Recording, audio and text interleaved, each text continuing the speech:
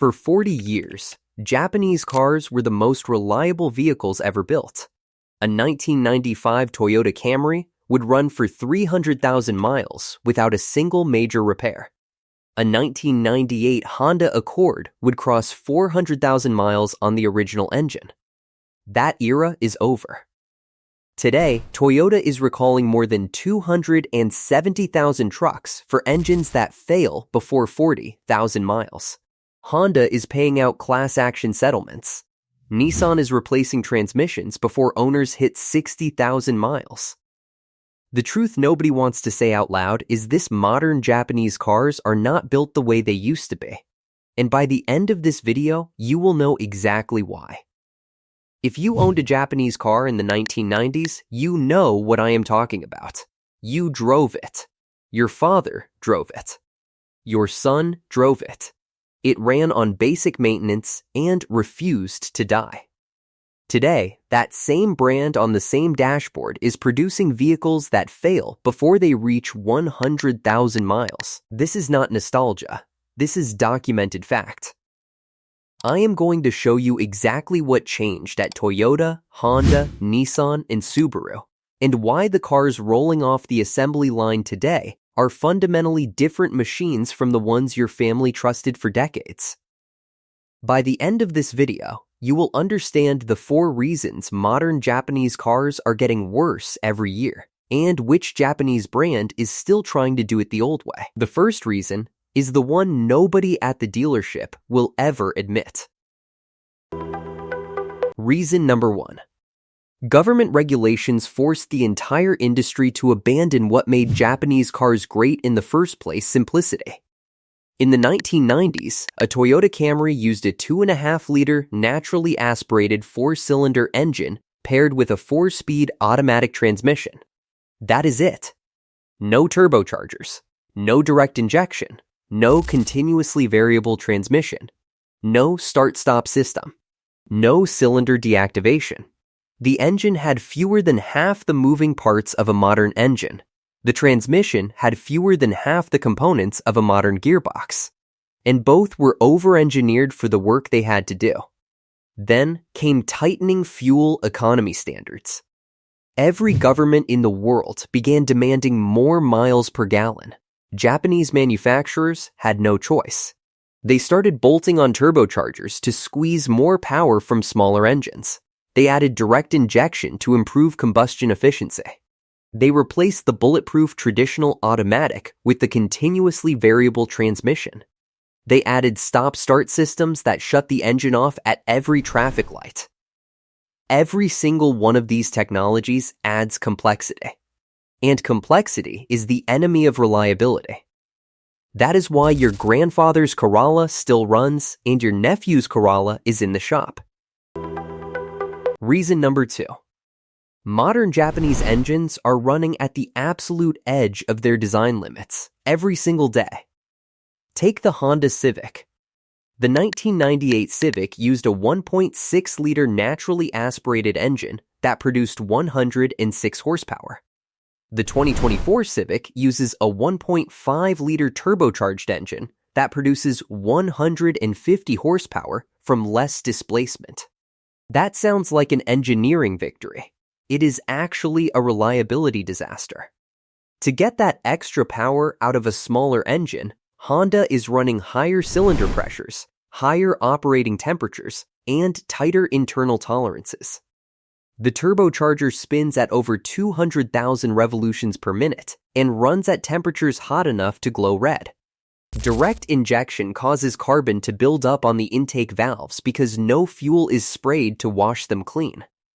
By 80,000 miles, that carbon can cause rough idle and loss of power, requiring an expensive cleaning procedure. The same pattern is happening at Toyota with the new Camry, at Mazda with the Skyactiv Turbo, at Nissan with the variable compression engine. The engineers are not making mistakes. They are simply asking these engines to do too much in too small a package for too long. The old naturally aspirated engines were lazy and overbuilt. The new ones are stressed and over-engineered. There is a reason mechanics still recommend the 1990s engines as the most reliable Japanese engines ever made. Now reason number 3. And this is the one that breaks Toyota fans' hearts. Toyota's own quality control has begun to fail. In November of 2025, Toyota issued one of the largest engine recalls in the company's modern history.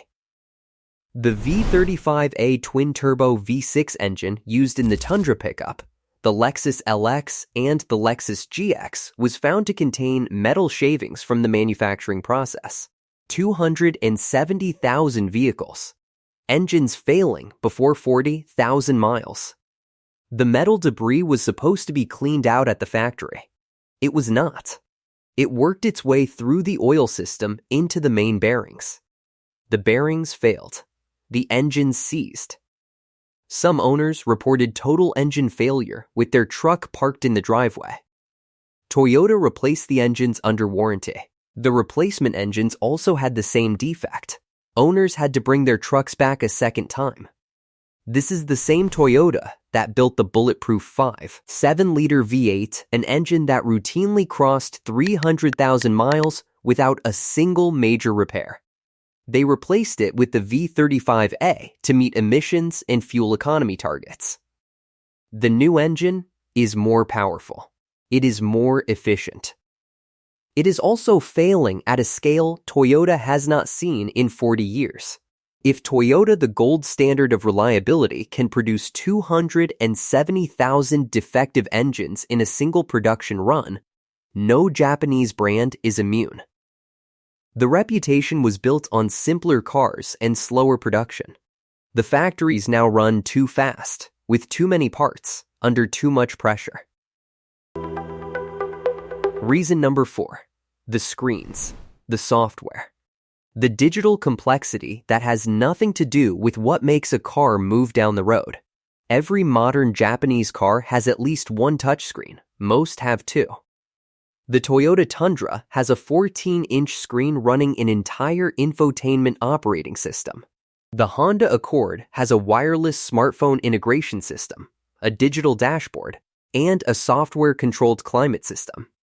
Every one of these is a potential failure point. And when they fail, they do not just stop working. They lock up multiple systems at once. A failed climate control screen can disable your defroster on a freezing morning. A failed infotainment system can disable your backup camera, which is required by law. A failed software update can disable your car from starting. None of this existed on a 1998 Camry. The 1998 Camry had physical buttons that you could fix with a screwdriver. Modern Japanese cars increasingly require a dealership computer just to diagnose what is wrong. And the dealership charges by the hour. Every screen, every sensor, every chip, every connector is a new point of failure that did not exist on the cars that built Japan's reputation. The cars have become rolling computers, and computers do not last 30 years. Now, here is the one exception worth mentioning. There is one Japanese brand still trying to build cars the old way. Mazda. While Toyota chased turbochargers and Honda chased direct injection turbos, Mazda kept building larger, naturally aspirated engines using its Skyactiv technology. Mazda refused to use the continuously variable transmission in most of its lineup, sticking with a traditional automatic. The Skyactiv engine and traditional automatic combination from 2012 onward has been remarkably trouble-free. Independent mechanics report fewer major issues with modern Mazdas than almost any other brand. In the most recent Consumer Reports survey, Mazda ranked among the top Japanese brands for reliability and ahead of Honda. The philosophy is simple: bigger engine, less stress, fewer turbos, fewer screens, fewer failure points. It is the old Japanese way. And it works. So if you are asking which Japanese brand is still doing it right, The answer in 2026 is Mazda, followed by Toyota's hybrid lineup, which uses the bulletproof ECVT planetary gear system instead of the failing belt and pulley unit. So there is the truth nobody at the dealership will tell you. Government regulations forced manufacturers to abandon simplicity. Downsized turbocharged engines are running at their limit. Toyota's own quality control is failing at a scale we have never seen. And every touchscreen and software system is a new failure point that did not exist 30 years ago. Japanese cars are not getting better. They are getting more complicated, and complexity always loses to simplicity over time. Before you go, tell me in the comments, do you trust modern Japanese cars, or would you take a 1998 Camry any day of the week? Let me know who feels the same way.